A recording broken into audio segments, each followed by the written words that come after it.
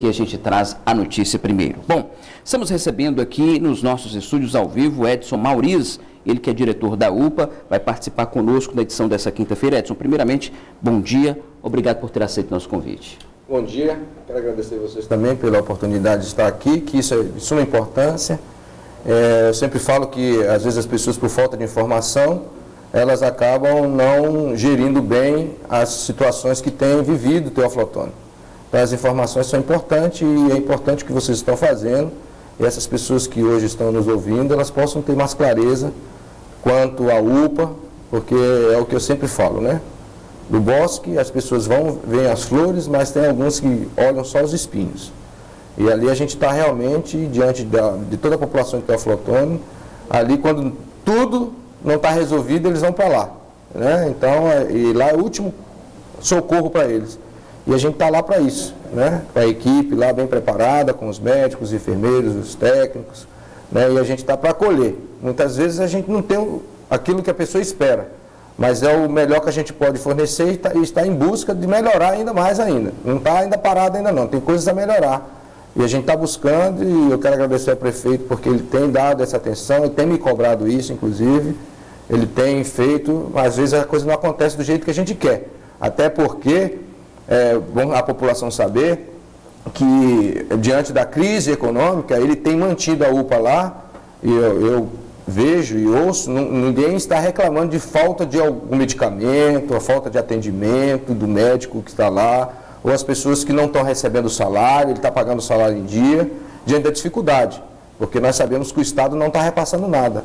E a parte do Estado ele está mantendo lá, tirando de outras pastas, igual a Flávia falou ontem, para tentar ajustar, tirando de outras pastas para atender a UPA, no sentido de que realmente lá é o último lugar de que você vai procurar realmente, e a gente quer estar lá para isso. O Edson, falando a respeito do funcionamento da UPA, o que às vezes gera muita dúvida, muita confusão e até, consequentemente, algumas reclamações, nós temos o processo de triagem, que é fundamental para que as pessoas tenham conhecimento como é que funciona essa triagem, justamente para ter noção do tipo de atendimento. Como é que funciona? Só para que as pessoas saibam, ao chegar na UPA, a partir daquele momento, como é que passa a ser? A gente sempre fala que é o seguinte, o importante é que você procurasse o seu PSF primeiro, para que você pudesse ser acolhido no seu PSF, porque ele é a primeira unidade de saúde. É o seu agente que você deve comunicar para que ele saiba da sua necessidade, para que não chegue ao extremo de procurar a UPA. Porque quando procura a UPA já está no último momento, né? E aí a pessoa está desesperada e querendo resolver o problema. Mas não é só na UPA, é no estado de Minas Gerais todo que tem esse protocolo, que eu chamo de protocolo de Manchester, da cidade de Manchester, foi estudado, foi feito, não é por ordem de prioridade no sentido de chegada, mas por prioridade por casos de saúde ou de urgência.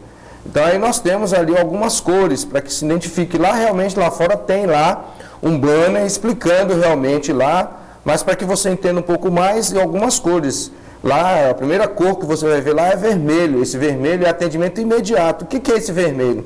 São pessoas que chegam já sem sinais vitais, sem coração bater, sem respirar. Vítima de acidente. Vítima de acidente com hemorragia grande, né, que a gente pode estar recebendo lá, que apesar de que esses casos não chegam para nós, eles vão direto para o Hospital Santa Rosália, que é alta complexidade. Mas se chegar é vermelho. Mas se chegar é vermelho.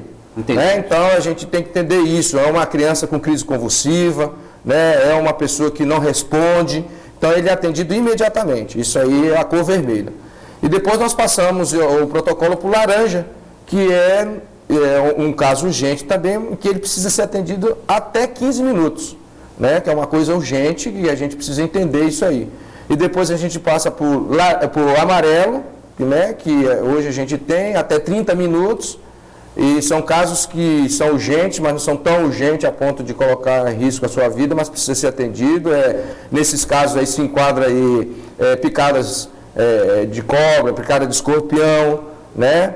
Que não estejam comprometendo a parte funcional do corpo, senão ele é laranja. Algumas dores, né? A própria dor do infarto, que a gente sabe que pode estar ali, ele já não passa a não ser amarelo, mas sim laranja. Né? Então a gente tem algumas características disso aí. E o do laranja para o amarelo até 30 minutos. Depois a gente tem o verde, que esse é o grande problema na UPA, do verde. que são 80% do meu atendimento lá é verde. As pessoas vão lá e ficam com raiva quando é classificado com verde. Mas não é para que você fique com raiva, é porque os sintomas que você está sentindo classifica como verde. O que é isso?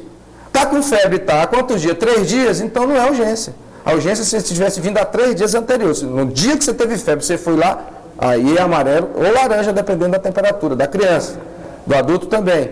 Então, as pessoas ficam nesse problema, quando está verde, eles ficam com raiva, e aí quer que o médico atenda, e os médicos eles estão focados em atender as urgências, porque lá é urgência e emergência. Muitas vezes a pessoa, é a sua urgência, eu sei, a gente entende a sua urgência, é a sua dor, a gente procura trabalhar isso também junto com os funcionários lá, para que a pessoa entenda que o verde, ele pode esperar até 2 horas, mas se não tiver ninguém vermelho, laranja e amarelo, você vai ser atendido na prioridade também idoso, cadeirante, né? Criança. Então, essa prioridade também os próprios médicos já sabem. Aí você vai esperar um pouco mais. E se você olhar, mas eu já estou esperando mais de 120 minutos, tudo bem, mas nesse momento pode ser que chegou alguma coisa urgente e ela chega pela lateral. O que chega pela lateral, que é a entrada de ambulância, já é logo atendido prioritário. Então, a pessoa que está atendendo você ali, triando você, ele para esse atendimento e vai para a lateral, onde recebe as ambulâncias, que são os casos. Aí ele vai classificar.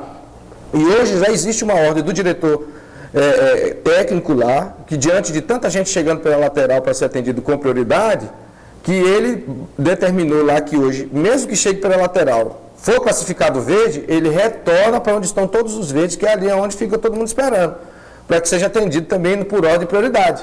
Tá certo. Roberto. Bom, todos já sabem que a UPA recebe pacientes de toda a região, né? E em que isso influencia no atendimento geral da unidade? Isso é de suma importância e a gente sempre está lá gerenciando isso.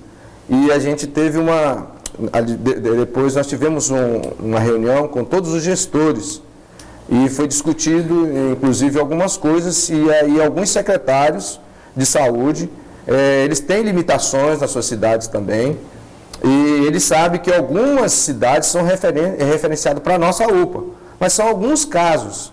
E a gente tem conversado isso porque alguns casos podem ficar na cidade deles, que é isso, inclusive, está sendo discutido com o nosso juiz de saúde. Ele já andou visitando toda a região para ver por que está desembocando tudo na UPA. Alguns casos podem ficar na UPA, e eu tenho recebido isso muito constante. E nós vamos atendendo, mas vai direcionando também. Alguns casos que podem estar lá, alguns casos não são nossos, são dessas cidades. Mas pelo desespero, muitas vezes, da pouca resolutividade que eles tenham lá também, às vezes eles não têm uma unidade de pronto atendimento, eles só têm uma unidade básica de saúde, a gente entende. Mas algumas coisas podem ficar lá.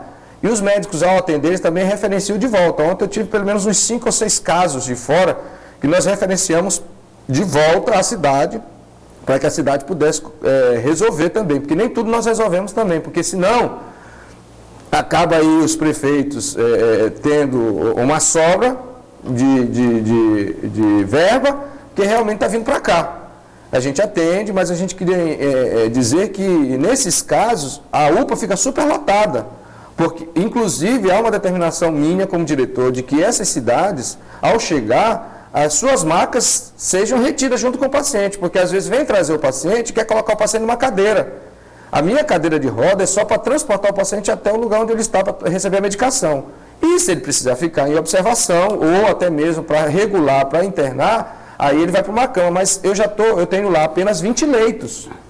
Eu não tenho mais do que 20 leitos. E hoje eu tenho na UPA mais de 20 pessoas em leito. Então é sinal de que está nos corredores, está nos lugares onde a gente está adaptando isso. E todo dia eu corro com os médicos que passam diariamente para que a gente possa resolver em 24 horas a situação. Ou regula, ou manda para onde tem que mandar, mas a gente precisa sanar isso aí. Aí superlota a UPA. A gente dá um atendimento realmente, mas não é um atendimento adequado.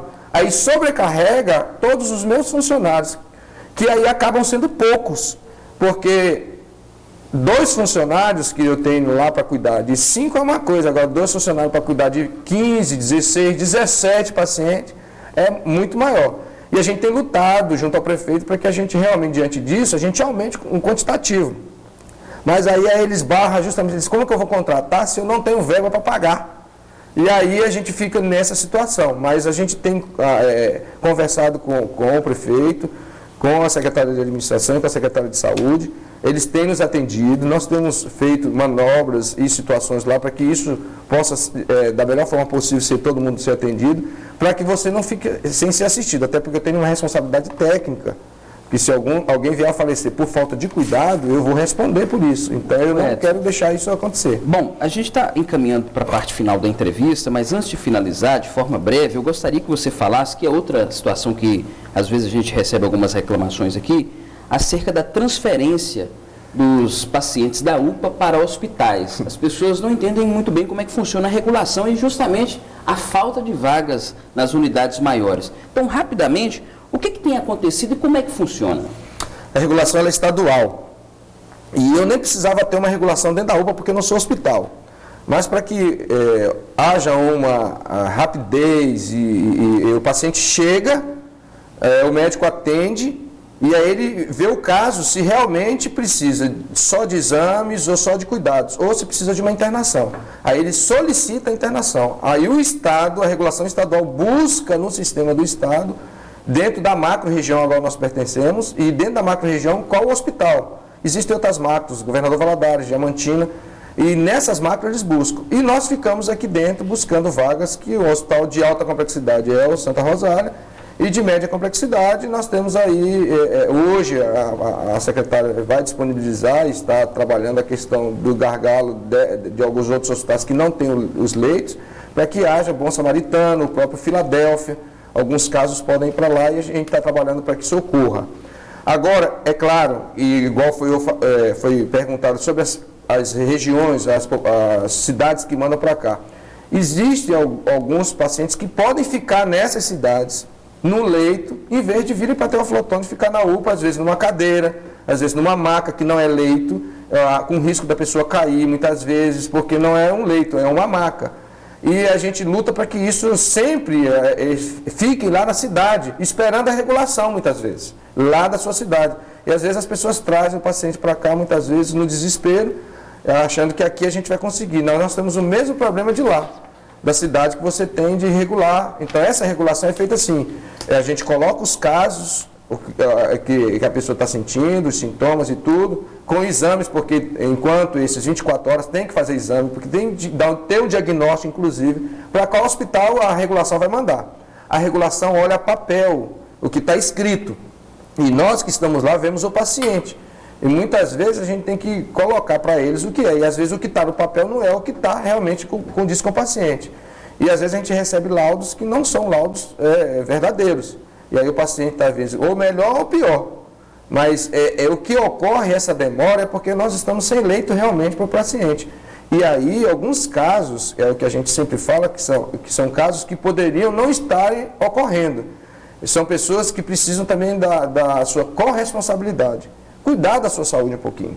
A gente recebe pessoas que estão crônicas agudizadas. A grande maioria dos nossos atendimentos é isso. E muitas vezes você pode contribuir com isso o quê? Cuidando bem da sua diabetes, cuidando bem da sua hipertensão, tomando os remédios, os pacientes psiquiátricos tomando o seu remédio, a família não tendo como fazer esse remédio porque ele está agressivo, procurar o agente, procurar o PSF, porque às vezes a gente recebe o paciente já em fase já de surto psicótico, porque deixou de tomar o remédio. Aí com a participação da família, dos PSFs, desses pacientes que precisam estar lá recebendo orientação também, como melhorar a sua saúde, né, com os NASFs que estão lá para orientar, como comer, como fazer exercício físico, né? Então tudo isso, eu tenho um paciente mesmo que vai lá, que chamou a polícia para mim, que eu falei para ele que o remédio dele é água, ele tem que beber água. Eu falei para ele, é um remédio tão barato, mas ele não bebe água. Ele não bebendo água vai acumular na sua urina uma coisa que a gente chama de grumos, que é algumas coisas entope a sonda. Aí ele vai lá na UPA, quer trocar a sonda. Aí eu explico para ele, não, a sua sonda tem que ser trocada de 30 em 30 dias, não é de 5 em 5 dias. Porque entope. Por que entope? Porque ele não bebe água o suficiente. Aí é complicado. Edson, devido ao tempo, a gente agradece a sua presença aqui, estamos com o tempo estourado. Parabéns pelo trabalho, pela transparência, que Deus o abençoe na sua jornada lá. Obrigado pela sua presença. Também obrigado. Eu finalizo agradecendo a minha equipe já, né, todas as pessoas que ali trabalham, pelo seu trabalho desenvolvido. Muito obrigado.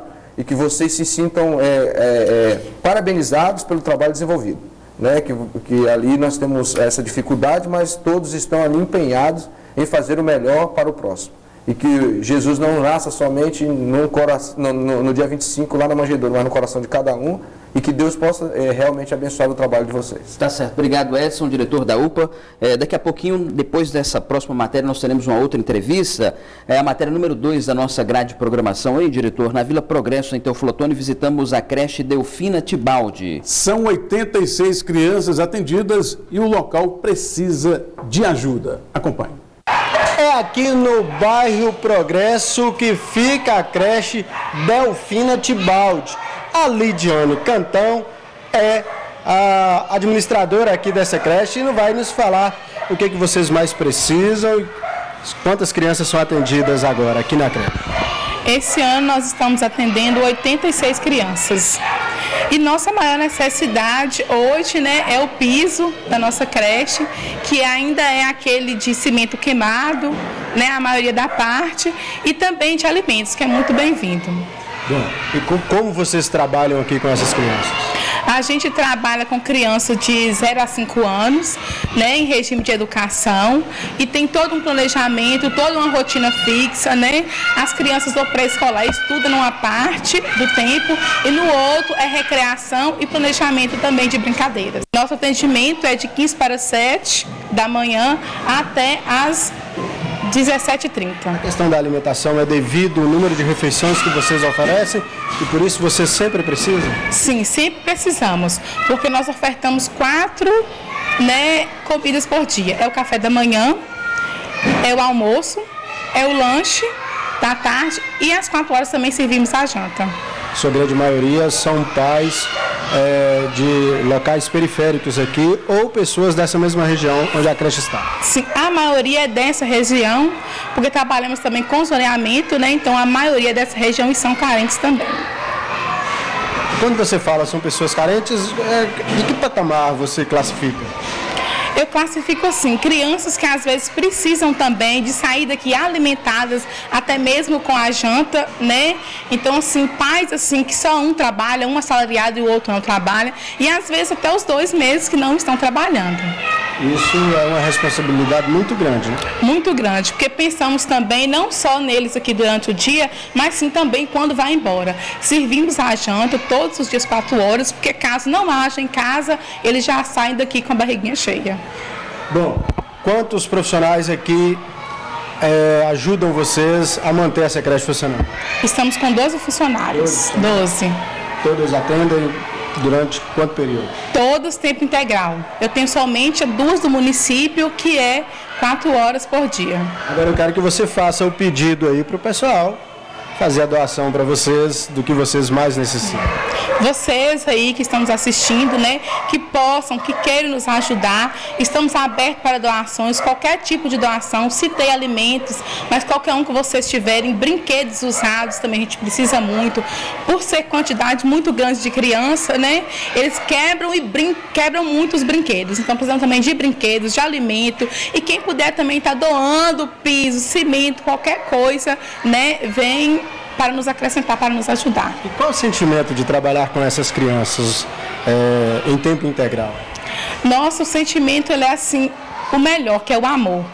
Porque às vezes mexer com criança é realmente um pouco complicado, mas é gratificante. Eu saio daqui à tarde realizada, porque um abraço, um eu te amo, um eu gosto de você, e você escuta de uma criança, às vezes também você corresponde, você sai daqui transformado. Aqui é igual uma escola, por exemplo, um aprende, outro aprende, vocês aprendem, eles também? Às vezes aprendemos mais, né? Porque eles dão muito mais do que a gente dá, porque eles dão muito mais amor, muito mais afeto, muito mais carinho. Mexer com criança, para mim, é a melhor coisa do mundo. Agora eu vou te perguntar uma coisa. Quem quiser visitar aqui a creche Delfina Tibaldi, só para fazer uma visita,